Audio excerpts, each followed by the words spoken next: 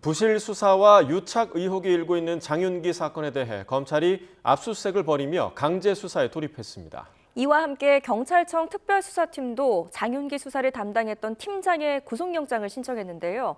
취재기자 연결해서 자세한 이야기 들어보겠습니다. 나현호 기자, 경찰이 어제 긴급 체포했던 장윤기 사건 팀장의 이 구속영장을 신청했다고요? 네, 그렇습니다. 경찰청 특별수사팀은 장윤기 수사를 담당하던 팀장의 구속영장을 신청했다고 밝혔습니다. 수사팀장은 여고생을 살해한 장윤기 차량에서 발견된 케이블 타이를 확보하지 않았고 또 해당 장면을 촬영한 영상도 삭제하라고 지시한 혐의를 받고 있습니다. 수사팀장은 어제 오전 증거인멸 혐의로 경찰에 긴급 체포됐습니다. 광주지방검찰청도 직접 강제 수사에 돌입했습니다. 오전 9시쯤부터 광주 광산경찰서를 압수수색했습니다. 형사과는 물론이고 서장 집무실과 여성청소년과 사무실 등을 전방위적으로 압수수색했습니다. 검찰은 광주 여고생 살인사건과 관련해 경찰에 공무상 비밀 누설 및 증거인멸 등 혐의에 대한 증거를 확보하기 위한 거라고 밝혔습니다. 일부 경찰관 주거지에 대해서도 압수수색을 진행했습니다. 영장을 발부받아 통신 기록도 들여다보고 있습니다.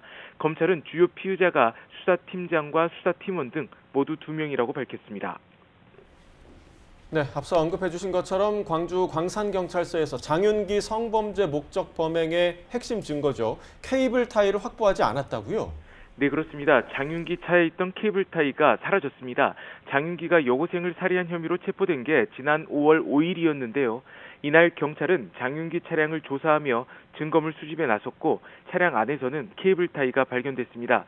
사람을 결박하는 데 쓸 수 있는 만큼 리얼돌과 함께 장윤기가 성범죄를 계획했다는 것을 밝힐 수 있는 핵심 증거물이었습니다. 당시 수사팀은 케이블 타이를 확보하지 않았던 것으로 드러났습니다.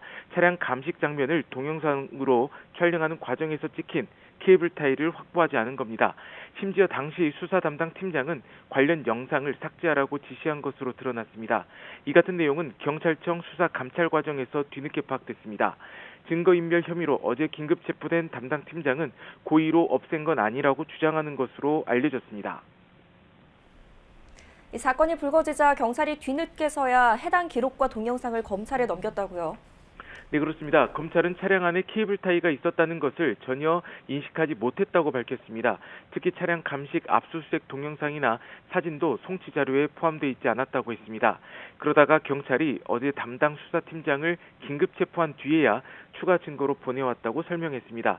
국가수사본부 특별수사팀은 오늘 수사 인력을 광주로 파견했습니다. 검찰과 별도로 증거인멸 의혹을 받는 수사팀장과 팀원 전원을 조사하고 있습니다. 아버지 장경감에 대한 수사도 이어가고 있습니다.